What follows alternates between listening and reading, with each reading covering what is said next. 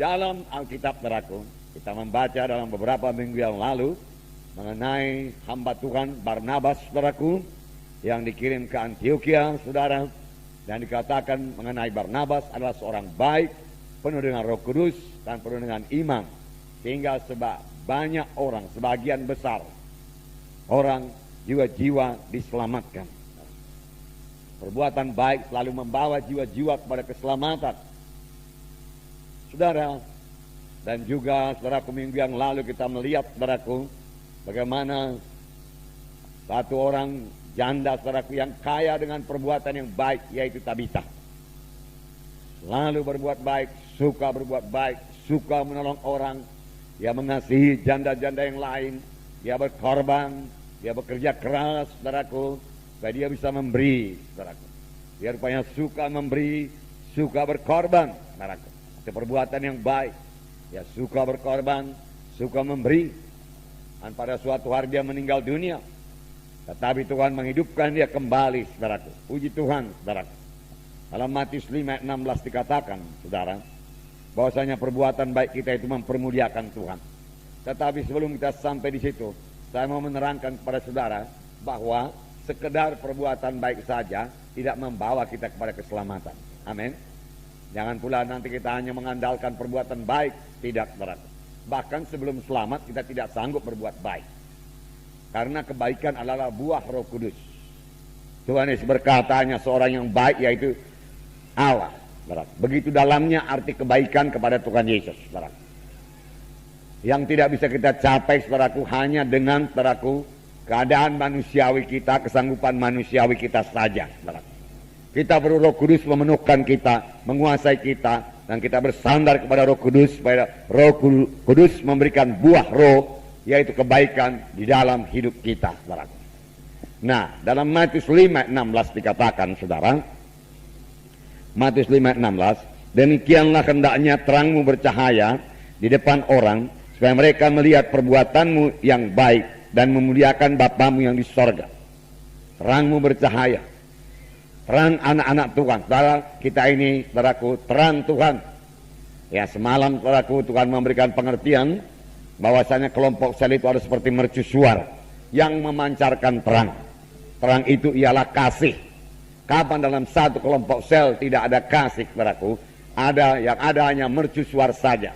Satu menara yang tinggi serupa monumen, saudaraku, tetapi tidak memancarkan cahaya apa-apa, tidak ada gunanya. Di waktu malam, saudaraku, kapal-kapal akan lewat, saudaraku, dan kapal-kapal tidak tahu bahwa di situ ada batu karang.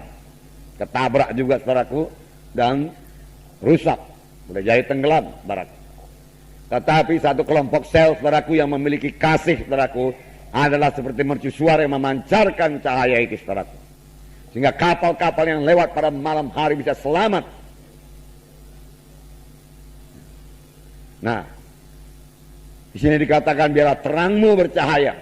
Kemudian dikatakan lagi, supaya mereka melihat perbuatanmu yang baik, perbuatan yang baik, perbuatan yang baik, dan memuliakan Bapamu yang di sorga. Haleluya. Nah, saudaraku yang kasih dalam nama Yesus, dalam Ibrani 10 ayat 24, kita harus saling mendorong, saling menguatkan untuk berbuat perbuatan baik. Amin, saudara. Perbuatan baik. Amin, saudara. Haleluya. Semua kita mau melaksanakan perbuatan baik. Haleluya. Sebab dengan demikian nama Tuhan kita dipermuliakan, nama Yesus dipermuliakan, saudaraku. Mata dunia memandang kepada kita, dan kalau dia lihat kita ini orang baik, saudaraku, berbuat perbuatan yang baik, saudaraku, dia tahu kita orang Kristen, lalu nama Tuhan dipermuliakan. Amin. Haleluya. Nah,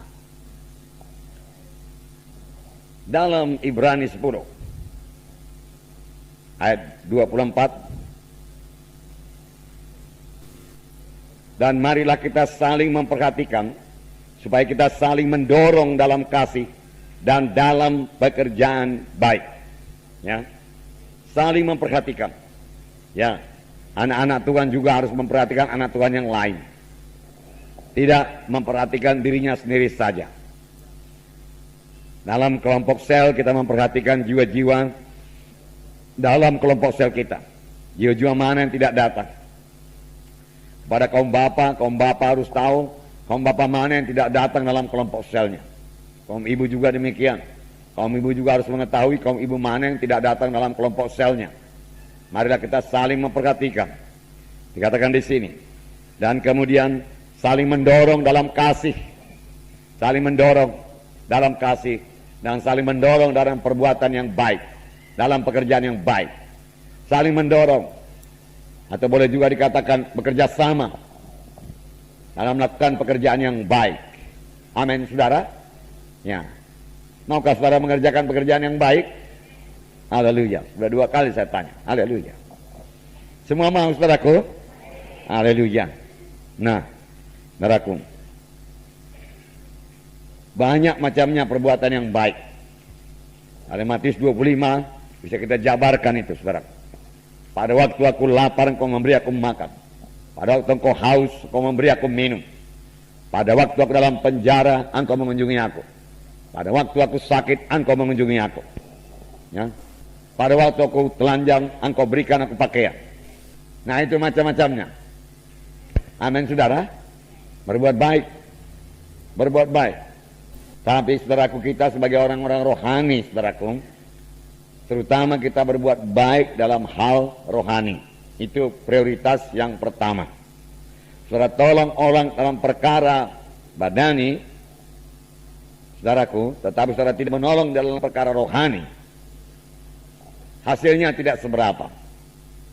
Kalau misalnya disuruh pilih, saudara bisa menolong dia dalam bidang rohani dan membawa dia kepada keselamatan, saudara, ataukah saudara menolong dia hanya dalam bidang badani materi saja, saudaraku, kita harus memilih menolong dia dalam bidang rohani, terlebih memimpin dia sampai kepada keselamatan, meneguhkan imannya, membawa dia kepada kebaktian minggu, membawa dia kepada kebaktian kelompok sel.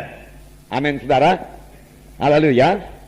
Ya, saya yakin itu perbuatan baik. Membawa orang ke gereja itu perbuatan baik.